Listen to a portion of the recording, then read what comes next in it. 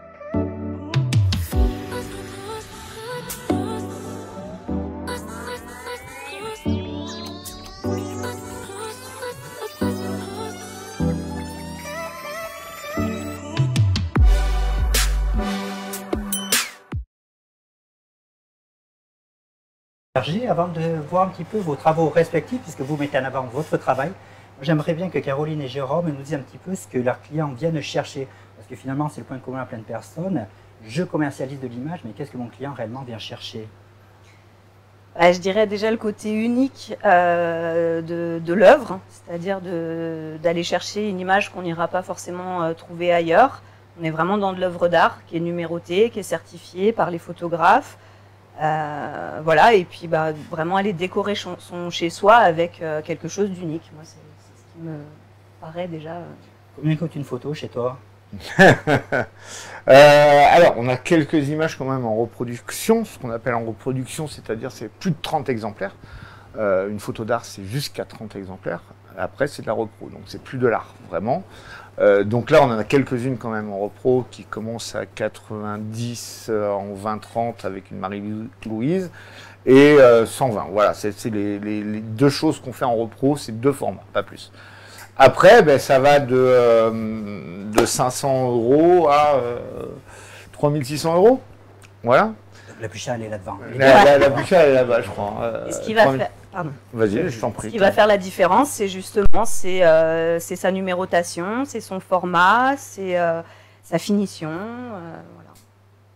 Parce que toi, je crois que tu as fait une école d'art en plus Ouais. d'avoir fait une culture photo, donc tu es familiarisé là-dessus. Ouais. Vous exposez, vous commercialisez en fait les œuvres de 14 personnes. Pour moi, c'est important parce que c'est 14 regards différents. Et la logique de ces lives également, c'est d'avoir de nouvelles idées, de voir ce que font les autres pour s'inspirer.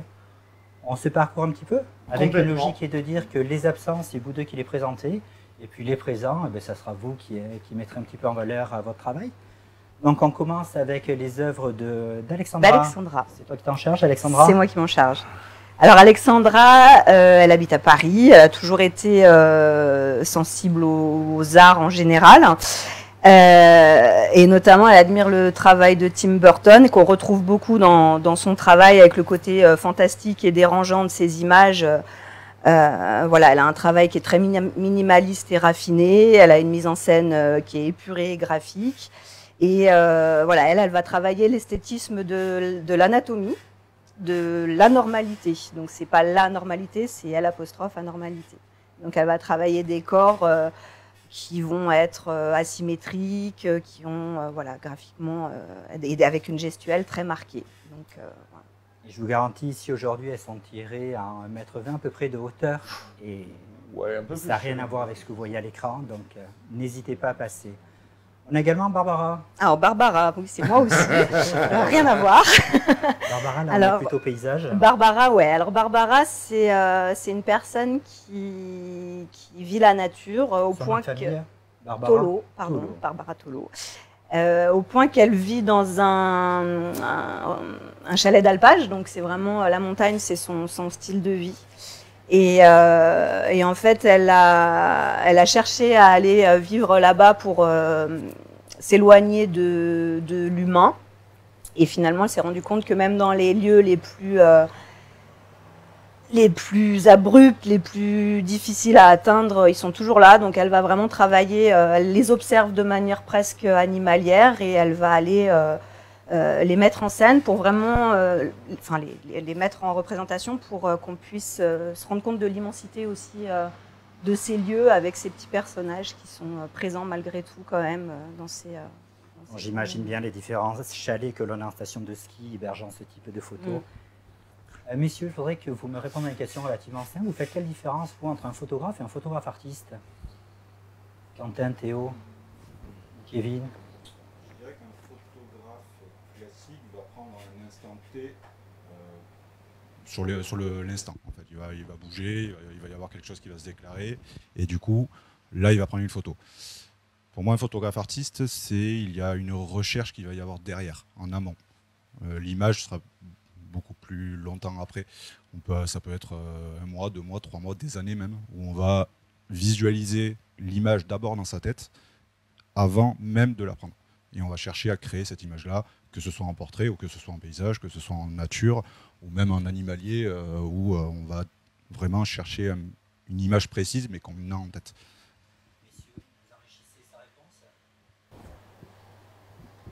Pour moi, le photographe artiste, c'est le photographe qui va, en fait, qui va se laisser s'écouter et que, par exemple, s'il a de l'émotion quand il voit sa photo qui est cramée, eh ben, il sait que tous ses confrères vont dire « Ah, mais la photo, elle est ratée parce que c'est cramé. » Mais en fait, c'est plutôt l'émotion qui prime sur le reste. Je pense qu'il n'y a plus de code.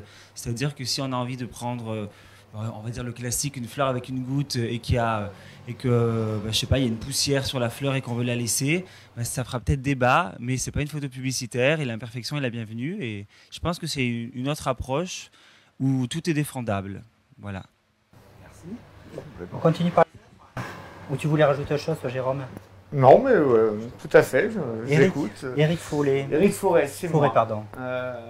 Parle-moi d'Eric. Eric, c'est un photographe de Lyon, il me semble. De Lyon, excuse-moi. Alors, on est d'accord, il te regarde et là, il doit te pourrir. Hein. Parce que là, tu es censé le vendre, hein, on est d'accord. Hein. C'est quelqu'un, en fait, là, on voit de l'architecture. En fait, c'est très graphique, ces images. Mais en fait, son discours, c'est dans cette architecture, dans ces formes, il y a de l'humain. Pourquoi il y a de l'humain? Parce que qui c'est qui a posé les fenêtres? C'est de l'humain. Qui c'est qui les a fabriquées? Où ils ont été chercher le métal? Ça, c'est son discours, en fait. Et là, on ne voit pas de l'humain, mais l'humain est là. Il est présent dans la fabrication des choses. Et il a retranscrit ça en étant... Ouais, c'est super graphique, j'aime beaucoup ce qu'il fait. Bon, je suppose que 600 likes, que tu les exposes et que tu les commercialises, c'est que tu aimes beaucoup ce qu'ils font, ça me paraît logique. Eric, qui a un travail complètement différent. Eric, c'est hyper doux. Alors Eric, c'est un Annécien. Donc là, cette série d'images, ça s'appelle Annecy autrement, et je trouve que ça porte très bien son nom, parce que c'est vrai qu'à Annecy, on connaît les cartes postales, le lac, les montagnes, etc. Et ça, c'est un autre point de vue d'Annecy, sous la neige. Donc c'est des images qui ont été faites pendant le confinement, mais lui, ce qui met vraiment en corrélation, c'est justement le côté épuré d'un paysage où il va mettre en valeur une lumière, etc. Mais il va rajouter toujours le passage anodin d'un passant dans ce passage, ce côté complètement irréfléchi du déplacement. Et voilà, donc il fait coïncider un lieu avec un instant et ça fonctionne. Je trouve que c'est vraiment... Alors que Étienne Clotis, lui, part dans une direction complètement différente. Lui, il est plutôt à recréer. Ça, c'est moi, ça. Étienne, photographe que... Les 3 photos que l'on voit là. Oui, bon. Alors, déjà, les Beatles. En fait, il a créé un livre qui s'appelle Iconique. Iconique, ils ont travaillé à 3 dessus, avec Joris Souris, qui est le maquilleur, et Lucie Vervel, le nom, il me semble, c'est la styliste, et ils ont travaillé pendant 2-3 ans sans icône, en fait, de nos vies, en fait, qu'ils soient morts ou pas morts. Donc les Beatles, je la trouve exceptionnelle. Pourquoi? Parce que les Beatles en anglais, ça se dit les Beatles. Je t'avoue, les Beatles. Tu vois, et ça se traduit par Scarabée. Scarabée. Je te l'avoue, je ne sais pas depuis longtemps, mais je te l'ai appris ce matin d'ailleurs. Hein. Et j'ai trouvé l'idée exceptionnelle. Et puis Étienne, c'est vrai que son livre, c'est magique parce qu'au final, je me dis, tiens, j'ai des stars chez moi. Et en fait, c'est pas eux, mais c'est un autre travail d'artiste et c'est des images qui sont assez magiques. Alors, on parle d'images, je pense que je vais m'adresser à vous parce que vous avez le point commun d'avoir des communautés assez importantes. Vous allez nous les resituer. Et puis en parallèle, vous vendez du tirage unique. Est-ce que vous pouvez un petit peu enrichir le débat et me dire un petit peu l'avantage d'un côté, de l'autre, ce que vous allez chercher sur Instagram, ce que vous venez chercher ici? Sur les réseaux sociaux, sur Instagram, sur Facebook, on va plutôt chercher à rassembler du monde, à montrer ces images à un plus grand nombre. Ici, on va être plutôt sur l'unique, vendre peu de photos. On ne va pas forcément montrer les mêmes photos aussi sur Instagram que ce qu'on va avoir en galerie. Après, il y a aussi un autre moyen de montrer ces photos à beaucoup de monde. Et c'est pour ça qu'Instagram aussi, c'est intéressant, c'est de faire un livre. Donc moi j'ai un livre, j'ai deux livres sur la Norvège. Kevin il va ressortir un livre là. Donc ça permet aussi de toucher beaucoup de monde avec les photos qu'on peut vendre en galerie dedans. Et voilà, c'est deux réseaux complémentaires. En galerie, on vient vraiment voir un tirage. On vient regarder le choix du papier, le choix de l'encadrement. On va se projeter. On va projeter la photo qu'on voit chez nous. Donc souvent ce qui se passe, enfin, les photos que je vends, des photos d'art que je vends, parfois je dis elle existe en 60-90, en 70-105. Non, je veux celle-là. Donc ils viennent vraiment voir, ils viennent acheter la photo qu'ils ont vue là. Ouais. Ça, c'est vraiment un point important. L'intérêt, je trouve, en galerie, c'est qu'il y a un côté très intemporel qu'on n'a pas forcément sur les réseaux sociaux et de moins en moins, j'ai envie de dire. Ou quand on a un beau tirage, on le garde et c'est aussi un héritage à la limite en famille qui peut être transmis de génération en génération, chose qu'on n'a pas du tout avec une photo sur Instagram. À l'inverse, les réseaux sociaux, il y a un intérêt de partage, de communauté, où on peut aussi interagir avec les personnes qu'au travers d'un tirage. On va pas forcément interagir avec quelqu'un qui nous achète un tirage sur du long terme. Ça pourrait arriver, mais je pense moins facilement. Et avec aussi beaucoup moins de monde. Et c'est intéressant aussi de pouvoir en fait combiner les deux et d'avoir ces deux aspects, le côté très presque un peu classique, mais pas classique négatif de la galerie, classique très positif, je trouve, où justement on maintient cette forme d'art et en même temps le côté partage très accessible qu'on a au travers des réseaux sociaux. La communauté, elle fait combien de personnes? Actuellement, j'ai 26 000 personnes, je crois, qui me suivent sur Instagram et 30 000 sur YouTube. Toi, Théo, ouais. T'as des grosses communautés aussi? 3 millions. Non, j'ai pas vraiment développé la communauté. Moi, je suis plutôt dans la vraie vie, en fait, en photographie. Moi, j'ai développé mon aspect musical où je me suis dit, je vais essayer de faire un projet, un produit publicitaire, ça a bien marché au final. Mais du coup, aujourd'hui, moi, les réseaux sociaux, je les ai utilisés, notamment Instagram, pour me faire connaître avec mon travail artistique et pour faire parler de moi. Et pour avoir du coup des clients qui peut le plus, peut le moins. Mais du coup, ça m'a aussi créé une sorte de frustration aujourd'hui pour la galerie, puisque moi, ce que j'aime en fait dans la galerie, c'est comme tu disais, c'est faire des photos exclusives où en fait, tu es fier d'inviter tes amis, ta famille, tes clients et toute la ville pour leur dire venez découvrir mon travail. Et moi, pour avoir fait différentes expositions et pour avoir tout dévoilé sur les réseaux sociaux, en fait, des fois, je me disais, en fait, je dis aux gens de venir, mais en fait, ils vont tout voir et ils vont pas avoir la magie de voir une photo imprimée. Parce que c'est comme on dit, là, ces photos-là, je les aurais déjà vues sur Instagram, j'aurais dit, ah oui, elles rentrent bien en grand. Alors que là, je les prends en pleine face parce que du coup, c'est du travail d'artiste que je connais pas. Et je me dis, là, c'est une autre émotion. Et je me demande même si ce serait pas valorisant. Là, je réfléchis à faire une série de photos, justement, où il y en aura une ou deux qui seront peut-être en ligne sur une thème d'expo, mais toutes les autres, elles n'auront pas leur place sur Internet et si on les veut, elles auront vraiment leur aspect pièce d'art parce qu'il faudra se déplacer pour les voir. Elles ne seront pas bien numérisées. Elles ne seront pas jolies numériquement sur Internet. Au pire, ce sera des photos volées, mais voilà. Merci. Autre chose à rajouter? Oui. Ouais. Il y a des photos qu'on ne peut pas voir sur Internet. Là, celle-là, où on aperçoit à peine la montagne derrière, ça sur Facebook, on ne la voit pas. Donc, lors de l'inauguration, il y avait un gars, il l'a fait. Donc ça, c'est une photo prise en Norvège. Il m'a dit, pour moi, la Norvège, c'est ça. Je voyais mon premier plan et le fond, je voyais rien du tout. C'était le white-out complet. Voilà. Donc c'est aussi, on peut la ressentir quand on voit le tirage, mais sur Instagram, sur un téléphone portable, on voit rien du tout, quand on la ressent pas du tout.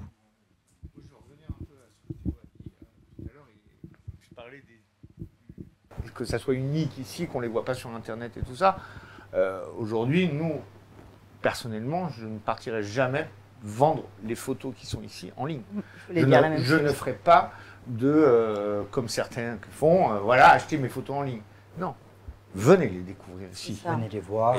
Quand je vois les tirages, là on a reçu Kevin, Patrick, tu nous en as ramené encore aujourd'hui. Moi, je suis. Ça. Je trouve que l'image, elle prend son sens par rapport à dans l'espace, avec le choix de papier, l'éclairage qu'il va avoir, et ça, il n'y a que en poussant la porte en fait qu'on peut se prendre ça, comme tu disais, dans la face. Dans la face. C'est très fort parce que moi, du coup, j'ai quelques photos des tirages que j'ai abîmés qui sont exposés chez moi. Et pour le coup, pour recevoir du monde, c'est un autre impact que quand je fais défiler mes photos sur le site internet. C'est-à-dire que mes amis ou des gens s'arrêtent, regardent et il y a un sujet qui se développe autour de la photo, il y a une curiosité. Quand la personne est à table et mange, elle va avoir un autre détail, poser d'autres questions. Alors sur un site internet, en fait, on est tellement habitué à avoir un écran qui nous fait défiler des tonnes de photos qu'en fait, on ne prend jamais le temps de regarder vraiment en profondeur. Et c'est tout l'objet de ce live. On continue un petit peu à avancer dans les photos, puis je te redonne la parole après, Kevin.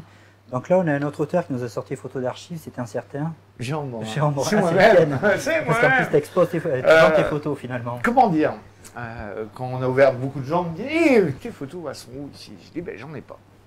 J'en ai pas parce que j'ai pas. Je te dis, moi, je fais à mes clients des photos, leurs portraits et tout ça. Je me suis dit, qu'est-ce que je vais aller chercher en fait comme image et tout. Alors j'ai cherché, j'ai des photos d'Annecy. Sauf que je ne suis pas photographe de paysage et je n'ai pas la patience de ces messieurs d'aller à mon montagne ou d'attendre la lumière pendant des jours pour faire une image. Ce n'est pas du tout mon truc. J'ai dit, mais attends, j'ai une série qui pourrait intéresser les voiles de Saint-Tropez. Et donc ça, c'est une série de les voiles de Saint-Tropez d'il y a 18 ans, avec un petit boîtier qui s'appelait le Descent. Donc, c'est ce qu'on a dit, tu avais déjà 40 ans à l'époque. Et j'avais, je t'emmerde. Pardon. Non, j'avais 33 ans là. Et, en fait, ce qui est rigolo sur cette série, c'est que c'est 2 années différentes et avec 2 temps différents. Et c'est le même bateau à chaque fois. Et j'ai eu vraiment de la chance. Voilà, donc j'ai ressorti ça et pourquoi pas de la mer à la montagne un petit peu quoi. Ça nous fait voyager. Moi, c'est une série que j'aime bien parce qu'elle me fait voyager. Et voilà, c'est pour ça que j'ai sorti, avoir un peu de mes images. Mais le fait d'avoir une galerie aussi aujourd'hui, c'est la rencontre. Pour moi, c'est la rencontre avec tous les autres photographes. Et ça, j'ai toujours fonctionné comme ça, à rencontrer d'autres photographes pour pouvoir évoluer. Parce que c'est pas tout seul qu'on avance, c'est avec les autres. Et ça, c'est bien. Et je me dis, voilà, eux, ils arrivent à faire ça. Pourquoi moi, j'en serais pas capable? Donc là, pour moi, ça me motive aussi d'aller faire beaucoup plus de travail personnel. Car le travail personnel, je pense qu'en photographie, il faut en faire. On va y revenir plus on tard. va y revenir après. On On a dit qu'on en parlait. On avance, parce que là, on est finalement sur de l'action que tu as immortalisée. Voilà. Alors qu'à l'opposé, on a Julie de Varroquier, où elle est sur un travail avec beaucoup plus de post-production, beaucoup plus délicat à expliquer, parce qu'elle fait référence à énormément de sujets, de thématiques sociales. Julie, ce qu'il faut savoir, c'est qu'en parallèle d'être photographe, elle est prof de philo. Et en fait, dans toutes ces images, il y a vraiment une réflexion très intime, c'est très féminin, et elle assume complètement le côté image retouchée. Elle va vraiment aller chercher à raconter des choses qu'on va voir à l'intérieur et qui ne sont pas donc forcément visibles par définition. Et notamment, elle a un livre qu'on a à la galerie qui a un vrai succès. Là, c'est Clichés de femmes, je ne sais pas si vous le voyez. J'adore ce livre en fait parce que donc il y a des images qui sont tirées de ce livre et en fait elle met en opposition des citations de philosophes très connus et reconnus, mais des citations qui sont complètement choquantes et misogynes. Par exemple celle de gauche, la petite ampoule, en fait c'est une citation de Sénèque qui dit la femme est un être peu éclairé. Donc du coup voilà, elle a été faire ce contre-pied et j'aime bien ce côté un peu ridicule. Elle va aller souligner et voilà, après il y a d'autres choses plus précises avec la bougie qui est à la base toute petite, toute chétive et qui finalement éclaire toute la totalité de cette grande ampoule. Voilà, elle va vraiment aller dans une réflexion qui est vraiment, voilà, il y a de la philo derrière. Alors j'ai souvenir que pendant le confinement, on avait fait un live avec elle et elle a expliqué pendant 3 quarts d'heure son travail. Ouais. Donc n'hésitez pas à remonter dans les archives, c'est du très beau travail. Et là on revient sur du paysage, on revient avec un certain Kevin. Donc ça c'est tes photos, elles sont là derrière également. Je crois qu'on les voit en ligne. Du coup je suis photographe de montagne et alpiniste dans l'ombre, comme on me qualifie souvent, puisqu'on ne me voit pas. Et mon travail, en fait, j'ai une relation assez privilégiée avec la montagne depuis tout petit, où j'ai fait beaucoup de sports de glisse en montagne au début. Et ensuite, je me suis approprié la montagne comme de la photo de portrait.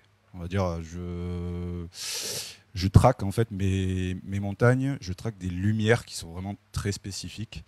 Au même titre qu'un portraitiste va jouer avec l'éclairage sur son sujet, je vais jouer de la même façon avec mes montagnes. La seule chose, c'est que mes lumières que je traque et qui sont visibles demandent beaucoup de préparation en amont. C'est-à-dire que les lumières que je vais avoir, c'est des lumières qu'on va souvent avoir après un orage, après une tempête, après de la grêle, après tout un tas de choses. Et donc, c'est avant qu'il faut que je sois sur mon spot, sur mon lieu, et donc que je sois en altitude avant. Et c'est là toute la complexité en fait de mes images. C'est là où j'ai eu beaucoup de matériel cassé, beaucoup de tentes arrachées, beaucoup de risques aussi, beaucoup de fatigue, il y a beaucoup de choses. Parce qu'il y a des images qui vont me demander une journée et d'autres où je vais avoir... j'ai eu certaines images où je suis resté dans la neige à attendre 6 jours à peu près. Donc c'est 6 jours d'attente avant que la météo va se lever, avant que la lumière commence à percer, et c'est à cet instant-là que je vais capturer ma montagne. Donc du coup, l'image que les gens ont souvent tendance à voir, ils ne voient pas ce qu'il y a en amont. Ça, c'est la face cachée des images, et c'est pour ça que des fois, j'aime bien aussi parler de ce qu'il y a derrière, parce qu'on a du mal à vraiment s'approprier l'image. 2 jours sans eau. Oui, entre autres, c'est pour la fameuse photo du vautour qui est derrière, où je suis resté, en fait, c'était 3 jours, 3 jours et demi exactement, en plein été. On était posté à 3000, un peu plus de 3000, sauf que c'était vraiment une zone désertique, donc du coup, on avait pris une bouteille d'eau au tout début, mais ça n'a pas suffi. Donc le problème, c'est qu'il n'y avait pas d'eau en haut, le seul ruisseau était tout en bas, donc hors de question de redescendre. Donc pendant 2 jours, on n'a pas bu, mais on est resté sur place, et du coup on a attendu, et le dernier soir, on a pris une grosse tempête sur la tête, ce qui a arraché en fait la tente toute la nuit. C'était l'apocalypse. Oui, c'est à peu près ça. Ouais. On fait pas le fier. Je reste toujours les pieds sur terre, et je sais que voilà, je fais pas le fier quand c'est le cas. Et puis en fait, ce matin-là, justement, j'avais la tête dans le cul.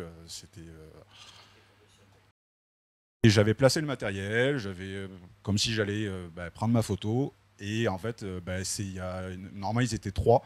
Il y avait 3 vautours qui sont déclarés d'un coup, avec cette lumière qui a commencé à percer en l'espace d'1 seconde.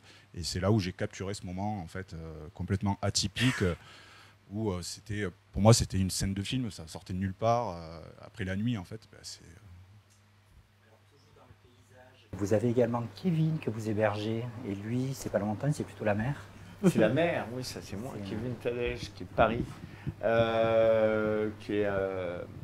alors lui, ces images, c'est beaucoup de la pose longue. Par exemple, celle en noir et blanc, il me semble que c'est 15 minutes, ou non, c'est l'inverse. Celle en bleu, c'est de la peinture en fait. Avec les poses longues, on a vraiment l'impression que c'est de la peinture. Et c'est là où il veut mettre ça en avant. Et c'est de 15 à 20 minutes de pause, pas celle des vagues, mais les deux là. Et là encore, ça prend toute leur puissance de tirer un grand format. C'est incroyable, il travaille donc avec aucun. Lionel Davier. Lionel, on a mis des petits masques parce qu'on s'est déjà fait retoquer le Facebook. Lionel est d'Annecy, c'est un ami avant toute chose.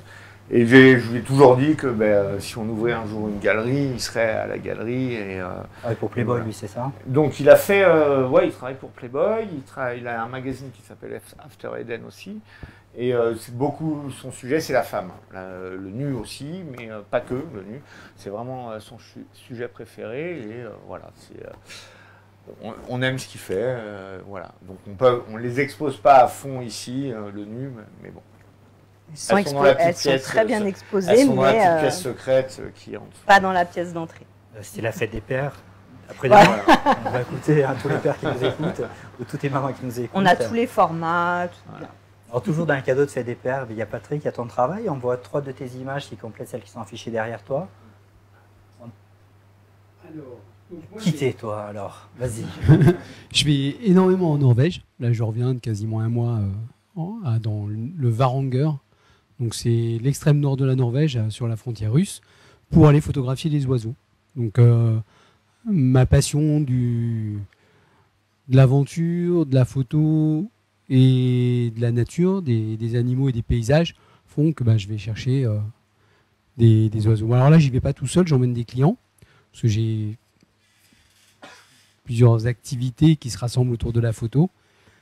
Donc j'accompagne des voyages photos en Norvège principalement, mais sinon aussi un peu aux Canaries, en Islande, enfin dans des endroits qui peuvent être sympas, sur des thèmes de paysage ou de photos animalières. Après, la deuxième activité, ça va être des tirages photos.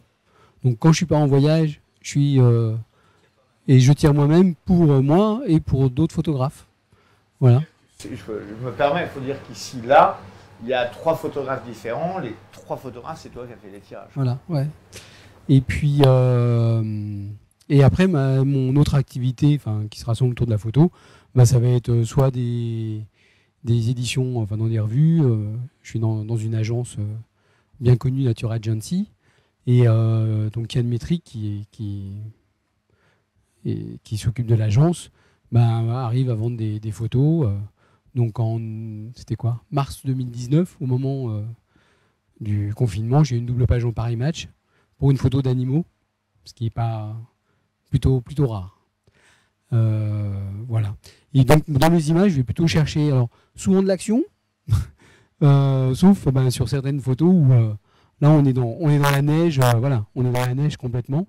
Il n'y a pas forcément d'action, c'est vraiment le blanc. Alors forcément. Là, il y a 3-4 jours, il y a un Suédois, il m'a dit c'est inspiré de Vincent Munier. Bah oui, c'est inspiré de Vincent Munier, je m'en cache pas.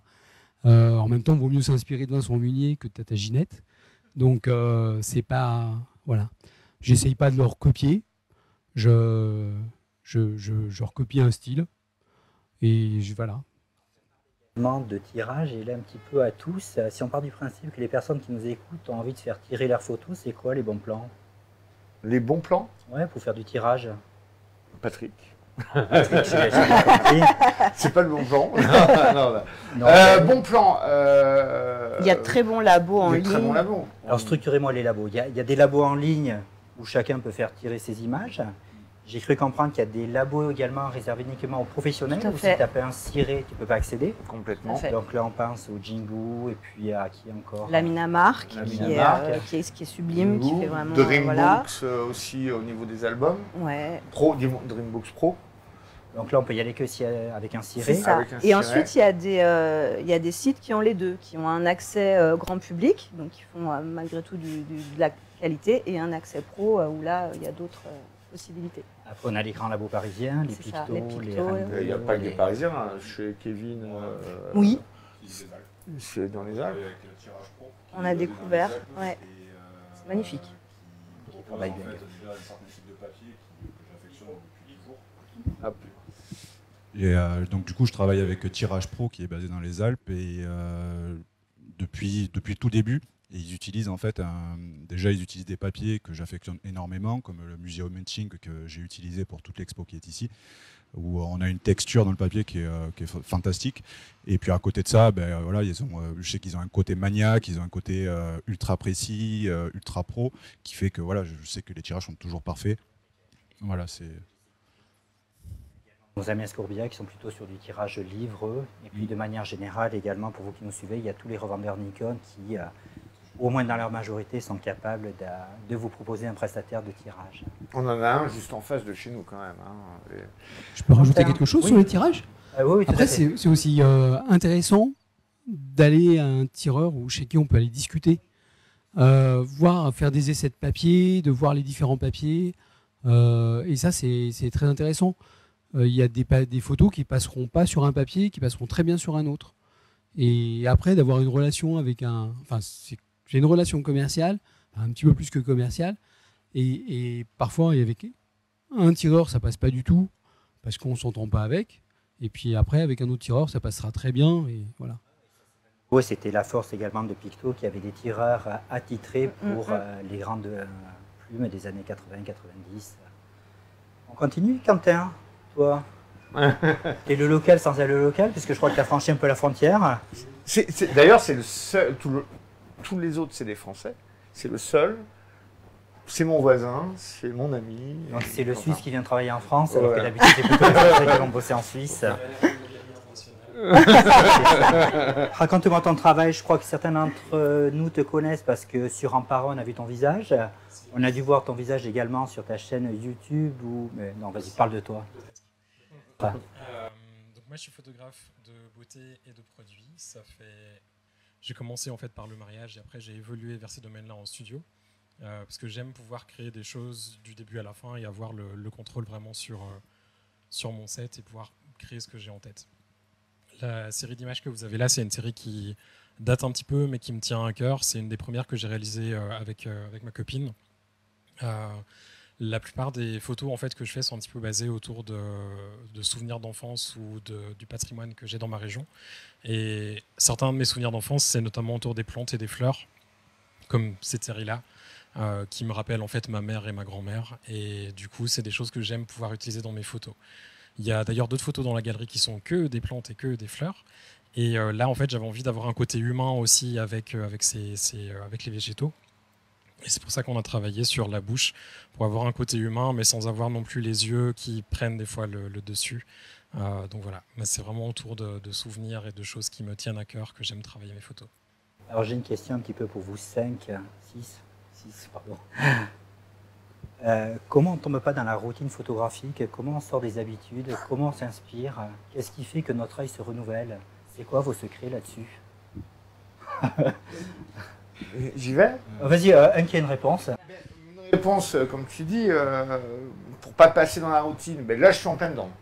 On va dire, là je suis en plein dedans dans la routine. Alors tu fais comment pour en sortir? M'en sortir, c'est me dire maintenant, je vais faire du travail, du travail perso. Le travail perso, c'est de réfléchir, enfin c'est même pas de réfléchir, c'est de prendre son boîtier. D'ailleurs, le Z9, tu vas me le laisser. Ah bon? Je t'ai pas prévenu. Qui est très bon, hein, que j'ai essayé ce matin. C'est s'amuser en fait. C'est de pouvoir ne pas se dire, ça c'est pour un client. C'est d'aller faire des photos pour soi. Et là, en ce moment, je sais que ça me manque. Je le sais, j'en suis conscient. Donc c'est déjà une bonne chose, c'est d'en être conscient. Et comme je disais tout à l'heure, le fait d'avoir une galerie, moi, ça m'inspire aussi. Je m'inspire des autres. Là, le paysage, j'irai pas en montagne pendant 4 jours avec Kevin, ça c'est une évidence. Mais je peux pas prendre ma voiture, me poser et attendre, quoi, tu vois. Mais non, mais même en fait, hier j'étais aux Deux Alpes. J'ai pensé beaucoup à toi, Kevin, parce que j'étais dans un moment où c'était orageux et tout ça, et quand je redescendais, je voyais des images comme ça, quoi. Et je me disais, punaise, le mec il monte en face, quoi. Il est faire. D'autres secrets pour renouveler son œil et pour être créatif et se renouveler? Des défis. Moi, en montagne, je me fixe souvent des défis sur le fait que je vais pas mal balader, je vais pas mal randonner, je vais observer énormément la nature, comme j'ai fait là ces derniers jours où j'ai découvert la ville d'Annecy et j'ai découvert les arêtes, les montagnes qu'il y a ici. J'ai déjà visualisé en fait des images en fait sur comment elles peuvent être à l'automne, comment elles peuvent être à l'hiver. J'ai déjà regardé sur Google Earth un peu les reliefs et choses comme ça. Et je vais déjà visualiser une image, je vais me dire moi je la veux comme ça. Et du coup je vais mettre autant de temps qu'il faudra, mais je l'aurai. Et après à côté de ça, moi mon travail est énormément inspiré du cinéma, donc du coup il suffit qu'il y ait un nouveau film qui sort avec un travail photographique. Bien. Faut parler. Dans tous les cas, il faut parler. Alors moi du coup c'est à l'opposé de toi. Moi il faut que ça aille vite. Vraiment si je sais que ça me prend plus d'une journée, je me lance pas dans la photo. Bon, parce que j'ai plein de trucs aussi en tête en ce moment. Mais du coup c'est pour relancer la créativité, je pense que c'est vraiment un jour on a une idée d'un truc fou. Bon moi je fais des trucs un peu particuliers aussi, mais je sais pas, par exemple je repense à un jour où je m'étais dit j'aimerais trop photographier une nana avec du pain de mie. Du pain de mie, comme si c'était une cosmonaute, enfin bref, ça me parlait. Et cette photo-là, elle était dans un coin de ma tête. Et le jour où j'ai voulu casser ma routine de photographe, je me suis dit, je vais faire cette photo créative. Et au détour d'une conversation d'un bar, une nana m'a dit, moi je vais bien le faire. Et du coup, ça m'a cassé la routine et ça m'a créé une photo aussi qui casse la routine. Sauf que cette photo, quand on l'imagine dans la tête, je peux pas parler au nom de tout le monde, mais j'ai un frein qui va me dire, ouais, mais c'est une idée de merde. Enfin, pas une idée de merde. C'est bizarre comme concept, tout ça. Et aujourd'hui, au fil des années, puisque du coup, ça fait 10 ans que je vais à l'instinct, aujourd'hui, une idée qui me fait rire, quand j'y repense, c'est comme une blague. Une blague, on vous la raconte la première fois, elle vous fait rire. Au bout de la 10e, on dit t'es lourd. Voilà. En fait, moi, je me dis, j'essaye de me dire si elle m'a fait rire la première fois, c'est l'émotion qu'elle fera à ceux qui la découvriront. Et vu qu'ils la verront pas tous les jours, eh bien, ils enregistreront cette émotion. Et c'est comme ça que j'essaie de casser le quotidien. Puisque tu as autre chose à rajouter? Peut-être juste une chose. Pour moi, c'est aussi de pouvoir shooter régulièrement, ce que me disait avant Jérôme, de faire des projets perso. Et c'est aussi ce que tu viens de dire, de shooter quand on a une idée en tête et pas forcément attendre. Parce que pour moi, la créativité, c'est un peu comme un muscle. Plus on l'entraîne et plus ça viendra facilement. Alors que si on shoot une fois par année, ça va être très compliqué de sortir de sa routine et de faire quelque chose qui est un peu original. Et je crois qu'il y a aussi le passage à l'action entre avoir l'idée et le faire. C'est ce qui fait la différence en fait. Alors Théo, il a pris la parole, mais du coup, on n'a pas réellement vu ton travail. Tu ne nous as pas présenté un petit peu ta façon d'être. Et donc là, on est en train d'afficher les photos que tu commercialises ici. C'est ça, en fait, c'est des photos c'est très varié. Il y a des contextes. Des fois, il y a aussi des photos que j'ai fait dans un cadre aussi un peu professionnel à qui j'ai cédé des droits ou des photos personnelles. Par exemple, mon grand-père sur les toilettes, sur la droite ou la gauche, je sais pas, voilà. Ça c'est une photo qui a été improvisée en fait où d'ailleurs je me rappelle même plus pourquoi j'ai fait ça, mais je voulais faire un truc, immortaliser un moment, et en fait il y avait ma sœur qui était là, mon père et mon grand-père, on s'ennuyait, j'ai dit allez on va faire une photo créative, et puis du coup voilà, c'est le nounours qu'il y avait sur le lit de mamie, au final le plastron qu'il a là c'était le tapis qui était au sol en fait. Et le chapeau, c'était le cache. Vous savez, on mettait avant à l'époque des trucs en. J'appelle ça en foufou, non. Oui, voilà. Donc c'était pas très hygiénique, mais là, je jouais le jeu. Enfin, bref, et c'est pour dire que c'était rapide, mais en même temps, c'était vraiment. En fait, c'est ça, c'est que c'est créatif. C'est que c'est une photo, quand on l'a fait, ben, effectivement, il y a tout le monde qui est là. Ouh là là, qu'est-ce que ça va rendre ce truc? Et en fait, moi, j'adore le rendu. Et des fois, le dossier. Je le laisse dans l'ordinateur pendant, je sais pas, un mois parce que du coup, je me dis, oh, c'est nul ce que j'ai fait. Et un jour, je retombe dessus et je fais, ah, mais en fait, c'était cool. Et je choisis la plus belle et ça fait une photo d'art. Mes photos d'il y a 17 ans, des voiles de Saint-Tropez, que j'ai gardées. Du coup, tu les as redécouverts avec une nouvelle émotion. Voilà. Moi, je revois des trucs que j'ai fait il y a 5-6 ans. Mais je me dis, tu oses et du coup le rendu il est juste waouh parce que tu sais il faut se surprendre. Mais c'est ça, il faut se surprendre soi-même. C'est qu'un truc comme ça, enfin du coup l'image du grand-père, c'est un truc que j'aurais jamais imaginé. Mais c'est clair. Et j'avais le frein de me dire c'est nul, mais en fait cette image c'est une de mes préférées. Bon, elles mettent la pêche tes images, c'est incroyable. Et alors tirer en grand comme ça, c'est coloré. Après il faut l'assumer chez soi, hein, mes images. Oui, tout dépend. Alors justement, parce que l'air tourne, on n'a pas présenté tout le monde. Il nous manque qui a présenté? Il nous manque Fredo. Red Fox. Ouais, Red F. Moi, j'arrive pas à l'appeler comme ça. En fait, c'est Fredo. Fredo, c'est un ami de longue date de Jérôme Filmeur. Voilà.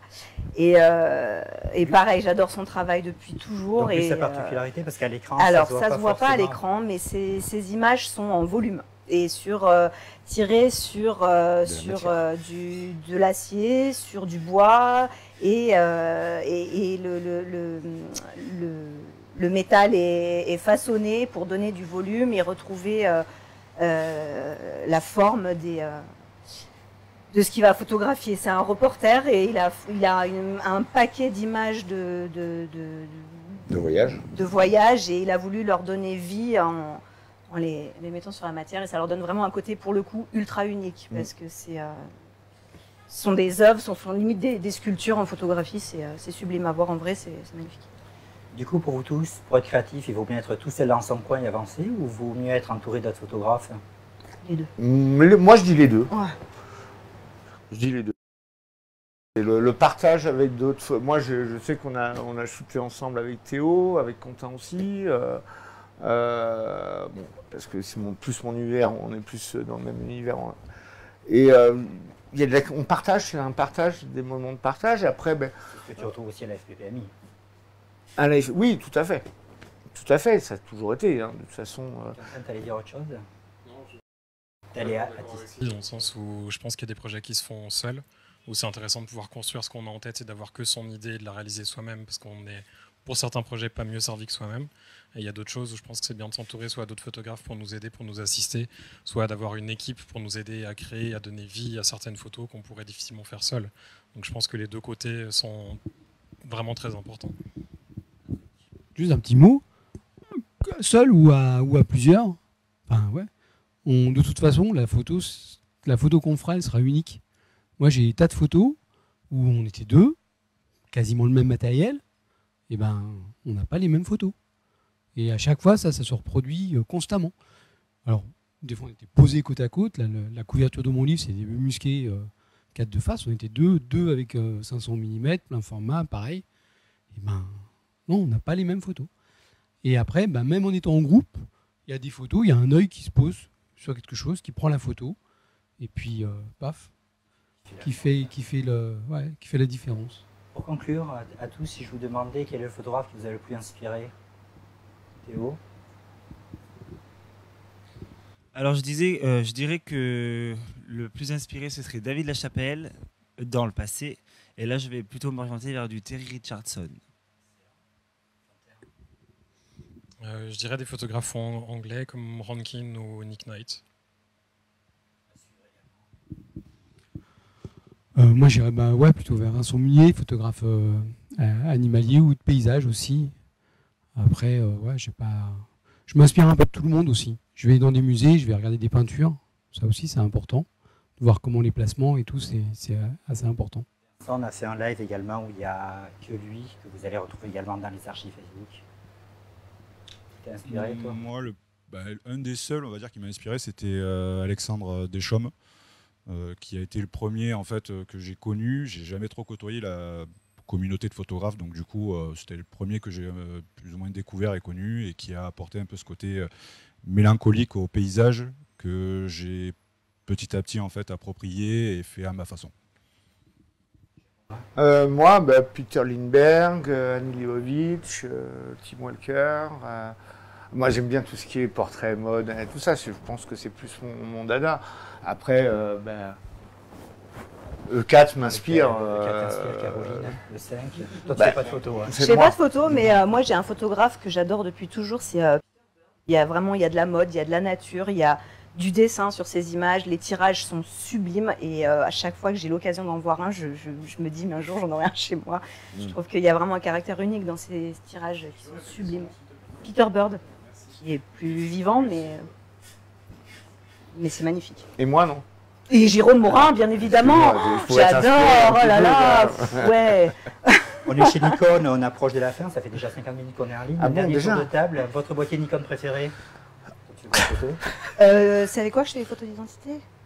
Le D3S. Le D3S, j'adore. Moi, le mien préféré?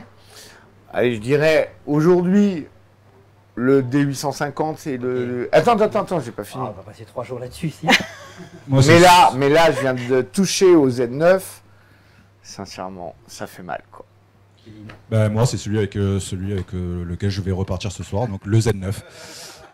Comme promis. T'as bien fait, évidemment. Tu me laisses une phrase courte. Patrick, ton boîtier fétiche? Je fais avec du D850, mais la semaine dernière, il y avait un client qui avait un Z9 avec le 402.8, et c'est quand même pas mal. Ça titille. ZC2, mais je pense qu'on va se battre pour repartir avec. Je vais surtout me battre. Mais moi j'adore mon Z7 et mon D90 qui a été mon premier réflexe chez Nikon. C'est important, on a tous un lien affectif avec le matériel. Merci, messieurs, dames. Bravo à tous. Merci à tous de nous avoir suivis. Et puis, très bonne photo. Merci Roland d'être venu. Au revoir. Merci Nikon d'être venu à la galerie. Merci.